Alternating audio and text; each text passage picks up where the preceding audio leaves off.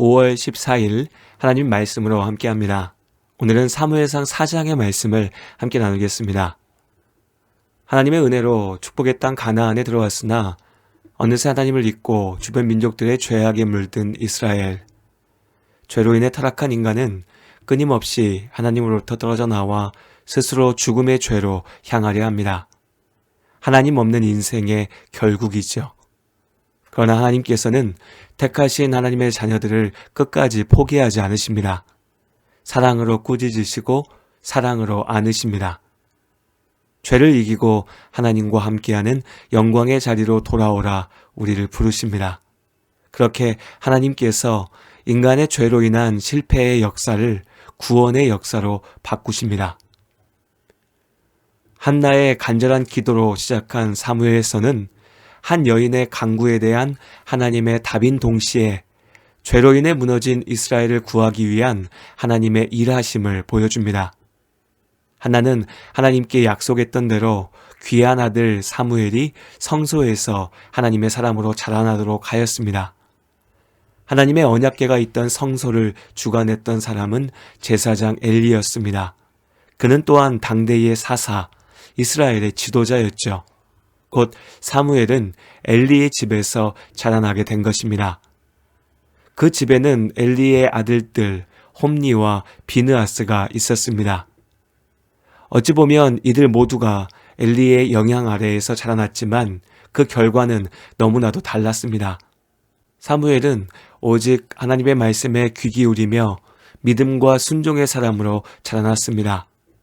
반면 홈니와 비느하스는 아버지로부터 이어받은 제사장의 지위와 정치적 권세를 오로지 자신들의 죄악된 욕망을 채우기 위해서 휘둘렀습니다. 하나님을 멸시하였고 하나님 앞에 죄인이 되었죠. 이것은 또한 엘리 자신의 문제이기도 했습니다. 그는 하나님보다 아들들을 더 사랑했습니다. 이미 엘리 스스로가 하나님과 함께하지 않았지요. 사무엘상 3장 1절에서 3절까지의 말씀은 평범한 일상의 한 장면을 그리고 있으나 또한 이것은 엘리와 사무엘의 영적인 상태를 보여주고 있습니다. 엘리가 제사장이며 사사일 때 이스라엘에서는 여호와의 말씀이 들리지 않았습니다. 엘리의 문제였고 이스라엘 전체의 문제였죠.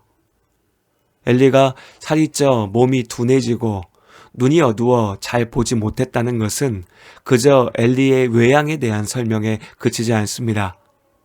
그의 영적인 상태, 하나님 앞에선 이스라엘의 실상을 그려내고 있는 것이죠. 그럼에도 엘리는 아무 문제 없는 것처럼 자기 처소에 누워서 편히 잠들었습니다. 때로 영적인 문제들은 당장 내 눈앞의 결과로 드러나지 않습니다. 그러다 보니 많은 사람들이 하나님 앞에 죄를 저지르면서도 당장 문제가 없으니 괜찮다며 착각하게 됩니다. 그러나 하나님께서는 분명하게 판단하십니다. 믿음 없음과 불순종은 결국 하나님의 심판에 던져집니다. 엘리가 자신의 집 그리고 이스라엘에 처한 심각한 위기를 알지 못한 채 잠들어 있던 그때, 그러나 하나님의 등불은 아직 꺼지지 않았습니다. 그 자리 여호와의 전 안에 사무엘이 있었죠. 하나님께서는 사무엘을 통해 엘리의 집을 향한 심판을 선포하십니다. 이스라엘의 죄악을 향한 심판의 선포이며 또한 사무엘을 통한 구원과 회복의 선포입니다. 이제 사무엘상 4장에서 우리는 하나님의 말씀이 이루어지는 것을 보게 됩니다. 사무엘이 하나님의 선지자로 세워져 가는 동안 한편에서는 엘리 집안의 몰락이 시작된 것입니다. 그리스에서 지중해를 건너와 팔레스타인 해안가에 정착했던 블레셋 사람들은 사사시대부터 이후 솔로몬의 시대까지 오랜 시간 동안 이스라엘을 아프게 찌르는 가시였습니다. 엘리의 때에도 블레셋은 여전히 이스라엘의 가장 심각한 위협이었죠. 블레셋에 맞서 아벡이라는 곳에서 벌어진 전쟁에서 이스라엘은 패배하였고 4,000명의 군사가 죽임을 당하였습니다. 이대로라면 해안지대의 좋은 땅은 온통 블레셋에게 빼앗기고 자신들은 산악지대에만 머물러 있어야 할 상황이었습니다. 어떻게든 블레셋을 무찔러야 이스라엘의 미래가 있을 것 같았지요. 하나님이 도와주시면 분명히 이길 텐데 왜 이기지 못하는가? 이스라엘 사람들은 역시 하나님과 함께해야 이길 수 있다라는 결론을 내렸습니다. 여기까지는 맞는 말입니다. 하지만 문제는 그들이 하나님과 함께한다는 것의 의미를 철저히 오해했다는 것입니다. 그들은 언약궤에 주목했습니다. 과거 그들의 조상이 광야에서 여러 민족들과 싸워 이길 때는 하나님의 언약궤가 그 중심에 있었습니다. 하지만 이제 자신들은 언약궤를 성소에 두고 나가서 싸우니 졌다라고 생각했죠. 하나님의 언약궤만 같이 있다면 하나님께서 자신들을 도우실 수밖에 없고 결국 이기게 하실 것이라고 생각했습니다. 믿음과 순종으로 하나님과 함께해야 할 이스라엘이 하나님의 언약궤를 미신과 우상처럼 사용한 것입니다. 그저 하나님의 힘만 이용해 보려 했죠. 더군다나 언약궤를 지킨다며 나선 이들이 다름 아닌 엘리의 두 아들들 홈니와 비느하스였습니다. 누구보다 하나님의 말씀을 멸시하며 죄를 저지른 자들이 이제 언약궤를 옆에 두고 하나님께서 자신들과 함께 하실 것이라 큰소리쳤던 것입니다. 소위 믿음 생활에 익숙해진 우리 역시 자주 빠지는 함정입니다. 우리는 이런저런 행위들을 통해 하나님을 이용하려 합니다. 그러나 하나님께서는 우리의 중심을 보십니다. 아무리 하나님의 이름을 큰 소리로 외쳐도 결국 내 마음의 중심에 나만 있다면, 나의 욕망만 있다면 그것은 오히려 하나님의 이름을 망령되이 부르는 죄가 됩니다. 언약궤를 앞세운 이스라엘 군대가 승리의 함성을 외쳤습니다. 언약궤가 있으니 이제는 이길 수 있다라고 확신했죠. 실제로도 효과가 있었습니다. 이스라엘의 함성을 들은 블레셋 군대는 이내 하나님의 언약궤가 옮겨져 왔음을 알게 되었습니다. 이집트를 물리치고 광야 여러 족속들을 무너뜨린 이스라엘의 하나님, 블레셋 사람들도 하나님의 이름을 알고 있었습니다. 언약궤가 왔으니 이제는 우리가 진 것 아니냐며 두려워했죠. 그래도 싸워보지도 못하고 물러설 수는 없었습니다. 블레셋 사람들이 어떻게든 용기를 짜내어서 이스라엘과의 전쟁에 나섰습니다. 그리고 결과는 이스라엘의 대패였습니다. 앞선 전쟁의 전사자보다 10배에 가까운 3만 명의 군사가 죽임을 당했습니다. 더 심각한 문제는 하나님의 언약궤마저 블레셋에게 빼앗겼다는 것이었습니다. 언약궤를 지키던 엘리의 두 아들들 홈니와 비느하스 역시 죽임을 당하였죠. 패배의 소식이 실로에까지 전해졌습니다. 전쟁의 결과를 애타게 기다리던 실로 사람들이 절망으로 울부짖었습니다.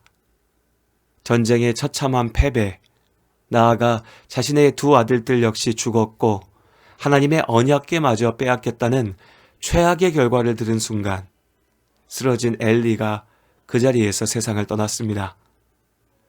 엘리의 집에 닥친 고통은 여기서 끝나지 않았습니다. 전장에서 전해온 비참한 결과에 더해 시아버지의 사망 소식까지 듣게 된 비느하스의 아내가 아이를 출산하며 죽어갑니다.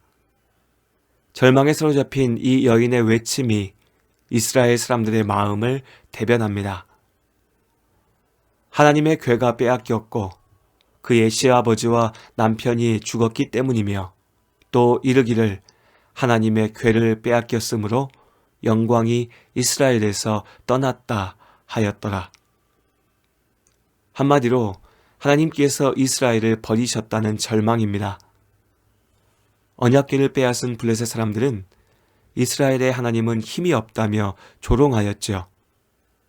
언약궤를 들고 나가서도 전쟁에서 패배한 이스라엘 사람들은 하나님이 졌다라고 말하며 절망합니다.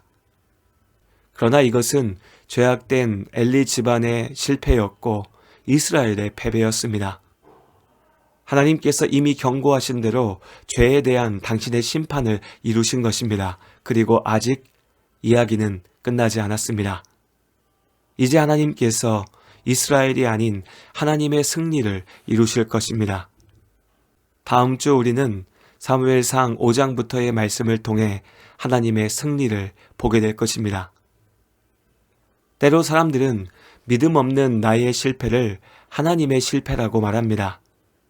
내 뜻대로 이루어지지 않으면 하나님께서 나를 버리셨다 원망하지요.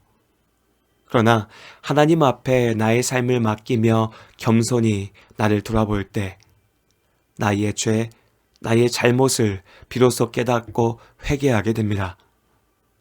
지금은 다 이해할 수 없는 일들이라도 그 가운데 가장 완전한 길로 나를 인도하시는 하나님을 보게 됩니다. 언약궤가 아니라 하나님과 함께해야 합니다. 하나님을 이용하는 것이 아니라 하나님과 사랑의 교제 가운데 있어야 하지요. 진실함으로 주를 부르는 나의 곁에 하나님께서 언제나 함께 하십니다. 하나님께로 더 가까이 갑니다. 고통 가운데 계신 주님, 변함없는 주님의 크신 사랑 영원히 주님만을 섬기리.